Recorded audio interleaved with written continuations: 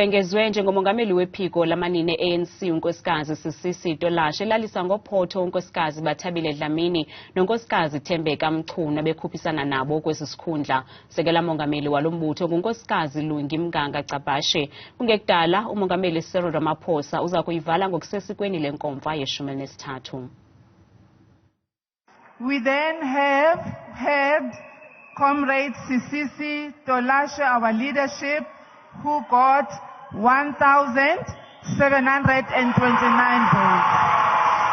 Unkosikazi Sisisi Tolashe ungene ehamba yedwa ebhandini ephumelela njengomongameli omtsha wephiko lamanina le-ANC ebetha unkosikazi Thembeka Mchunu kwakunye nalowo wayengumongameli weliphiko phambi kokuba libhangiswe sesigqeba esiphezulu se-ANC kunyaka ophelileyo unkosikazi Bathabile Dlamini. Unkosikazi Tolashe ngoyena igama lakhe belisematheni enethuba elihle lokuphumelela kwabo ebekhuphisana nabo kwesi sikhundla. Lo kaTolashe ufumene ivoti ezi-1,729 ngelixa unkosikazi Thembeka Mchunu efumene ivoti ezi-1,038 ze unkosikazi Bathabile Dlamini wafumana ivoti ezi-170.